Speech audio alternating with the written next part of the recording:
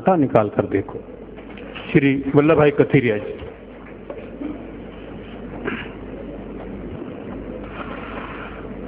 परम पूज्य संतवर्य श्री विजय कौशल महाराज जी, हमारे मार्गदर्शक और राष्ट्रीय भारतीय जनता पार्टी के राष्ट्रीय अध्यक्ष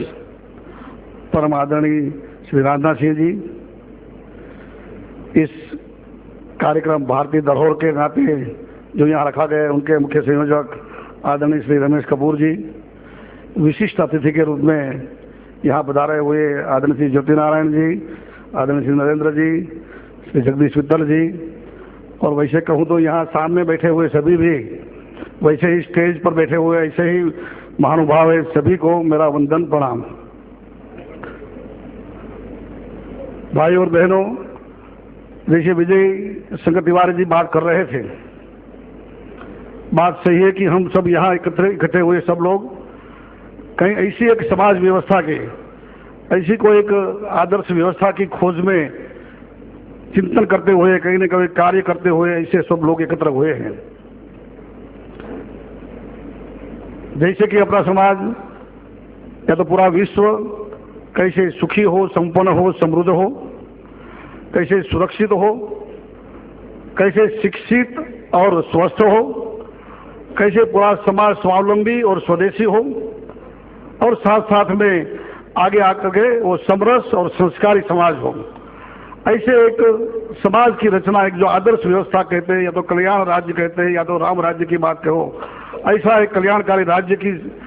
खोज में हम सब लोग लगे हुए हैं। तब मैं भी किसान बच्चा, बचपन में गाय को पाली, गाय का दूध भी पिया, लेकिन गाय को एक सहज भाव से बच्चे के नाते के गाय का दूध एक अच्छा खुराक है, संपूर्ण आहार इसी के लिए मानता था। बाद में डॉक्टर हुआ तो ऐसा लगा कि नहीं ठीक है, और धर्म की मान्यता के कारण धर्म के आधार पर भी थोड़ा सा गाय को मानते थे। लेकिन पिछले 2.5 साल से माननीय नरेंद्र भाई ने, हमारा राज्य गुजरात के होनहार मुख्यमंत्री ने जब मुझे गौ सेवा आयोग का अध्यक्ष बनाया, और बाद में जब मैं गाय के बारे में डिटेल में गया तो मुझे लगा कि सही मायने में गाय को मैं अभी समझ पाया हूँ, समझ पूर्वक, कि गाय का सही मायने में मूल्य क्या है। आज हम सब 21वीं सदी में हैं, पूर्वार्ध में हैं, एक विकास की सदी, एक साइंस के डेवलपमेंट की सदी, टेक्नोलॉजी डेवलपमेंट की सदी की बात कर रहे हैं। बहुत कुछ आगे बढ़ चुका है, और ये विश्व कहाँ जाएगा ये हमें कल्पना कर नहीं सकते। लेकिन कभी कभी, जैसे अभी थोड़े समय पहले ही उत्तराखंड में हादसा हुआ, जब कभी कहीं अतिवृष्टि होती है, कहीं अनावृष्टि होती है, कहीं भूकंप होता है, या तो कहीं ना कहीं कुदरती आपदाएं आती हैं, और क्लाइमेट चेंज का वातावरण पूरे विश्व को एक भयभीत कर रहा है। यहाँ से बैठे हुए आप बहुत से लोगों ने 2012 पिक्चर देखी होगी, और उनमें यदि हम कुछ नहीं कर पाए तो कैसे विश्व का विनाश होने वाला है, उनका एक भयानक दृश्य बताया गया है। और इसीलिए तो कहते हैं कि भाई, अल गोरे अमेरिका के उपराष्ट्रपति ने कहा था कि द इनकन्वीनियंट ट्रूथ, ऐसा एक कटुआ सत्य कि जो हमारे विश्व के सामने आज खड़ा हुआ है। तब हम विकास की ओर जा रहे हैं कि 21वीं सदी विनाश की ओर जा रही है, ये चिंता का विषय हुआ है। न केवल प्राकृतिक आपदा, लेकिन टेररिज्म से लेकर के हत्या, लूटफाट, आज पूरे दुनिया में एक आतंक मचा हुआ है, मानवीय आपदा का भी। और ऐसे समय में ये विकास और विनाश के बीच में मैं जब से गाय के बारे में उड़ा उतरा, तब लगा कि 21वीं सदी का सही मायने में यदि अच्छा सॉल्यूशन हमें चाहिए, और यदि हम यही संस्कारी समाज, एक स्वावलंबी समाज, एक समृद्ध और सुखी संपन्न समाज चाहते हैं, एक स्वस्थ और सुरक्षित और शिक्षित समाज चाहते हैं, तो गाय उसके मध्य बिंदु में रहने वाले हैं। ये समझ लीजिए, हमें सबको ये समझना होगा। गाय की जो आध्यात्मिक, सामाजिक, आर्थिक मूल्य है, उनका जो वैज्ञानिक मूल्य है, वो समाज के सामने आज जैसे भारतीय धरोहर के नाते, और बाकी ऐसी बहुत सी संस्थाएं जो काम कर रही है, भारतीय जीवन मूल्यों, भारतीय संस्कार और भारतीय एक दृष्टि, भारतीय जीवन मूल्यों को बाहर लाने का काम कर रही है। ऐसे समय में एक गाय का भी महत्व समझ करके मुझे लगता है कि हम सबको आगे आने पड़ेगा, और हर एक का कर्तव्य रहेगा। गुजरात में हमने 2-4 नए प्रयोग की, इसी बात करके मैं मेरी बात समाप्त करूंगा कि घर घर में गाय, और गांव गांव में गौसदन, और गांव गांव में गौचर निर्माण। हमारे वहाँ बिल्कुल बड़ा ट्राइबल बेल्ट है, और ट्राइबल बेल्ट में हमने जहाँ रहे हैं, अब उनका पीक लेवल आ गया है। और आने वाले दिनों में अभी जो भूगर्भ का जो जत्था खत्म होने वाला है, एक सर्वे के अनुसार आने वाले 25 साल में एक पूरा भूगर्भ का, उनमें से अपने बालों के घर के लिए ये सब कुछ उपयोग करके हम अपने पूरे भारतवर्ष का, केवल मेरे पास आंकड़े हैं, मैं बताऊंगा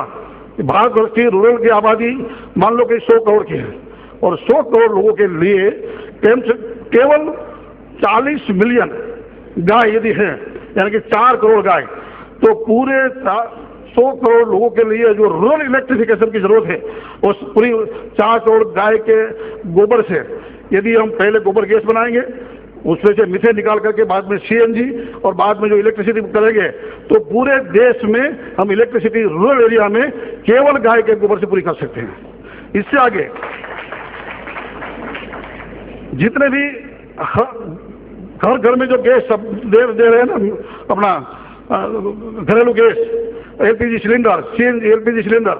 उसके लिए केवल चाहिए 75 मिलियन काउज, 7.5 करोड़ गाय से पूरे रूरल एरिया, रूरल भारत का हम गोबर गैस बना करके गांव में चूल्हे चला बंद कर देंगे और केवल एक गैस से अपने किचन की रसोई होगी।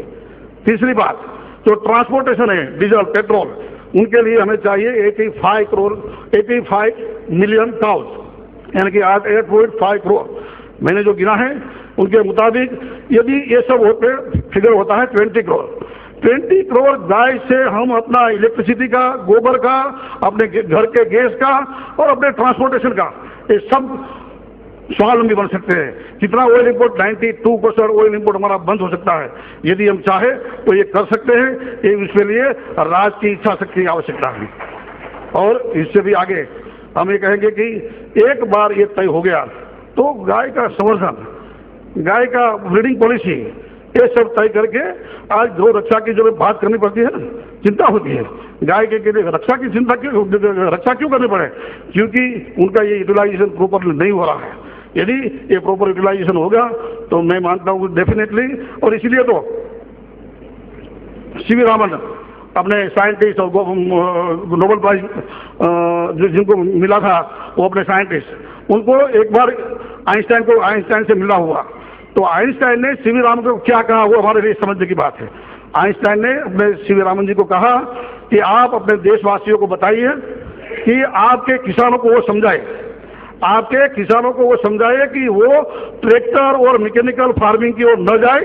अपने बैल आधारित कृषि पर जिए, अपनी खेती और कृषि, अपनी जमीन को अच्छी फर्टाइल रखे और विश्व के लोगों को संदेश दिए कि भाई बैल आधारित खेती ही श्रेष्ठ खेती है, श्रेष्ठ कृषि है। ये बात CV रामन कहते हैं। और इसलिए हमारे गुजरात के गांधीयन और हमारे वहाँ के गुजरात विद्यापीठ के कुलाधिपति बने थे, अब तो एक्सपायर हो गए, मनुभाई पंचोली, बहुत एक कृषि और बाकी के बारे में, गांधीयन फिलोसफी के बारे में काम किया। उन्होंने साहित्यकार भी थे। उन्होंने भी ये कहा कि किसी ने पूछा कि आप ट्रैक्टर की बात करते हो कि ट्रैक्टर नहीं होना चाहिए किसान खेती में, तो क्या करना होना चाहिए? तो उन्होंने ये कहा कि आपका ट्रैक्टर मुझे गोबर देगा, समझ लो कितना गुड वाक्य बोले, आपका ट्रैक्टर मुझे गोबर देगा, मेरा बैल मुझे गोबर खाद के रूप में देता है और उसके कारण पूरी एक कृषि और पर्यावरण की रक्षा होती है।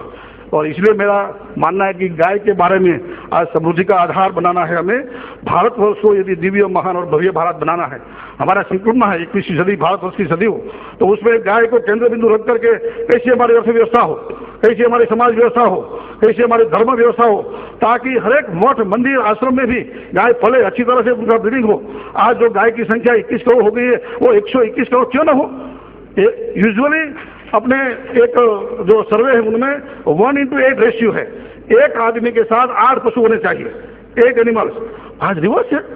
आज 1:4 हो गया, 4:1 हो गया है, और आज 4 आदमी है और 1 गाय और 1 पशु बचे हैं। तो ये रेशियो को रिवर्स करके अपने पृथ्वी का जो पर्यावरण है, आज वो भी आपको सबको पता होगा कि गोबर जो रेडिएशन एक्टिविटी को प्रिवेंट कर रहा है। आज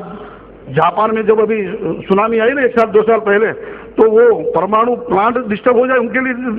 चिंतित नहीं थे, लेकिन उनमें से जो रेडिएशन निकलेगा, जो विकिरण निकलेंगे, उनके कारण जो 1945 में उन्होंने जो हादसा देखा था एक एटम बम के कारण, और उनकी पूरी पीढ़ी जो भुगतती थी, वो उनको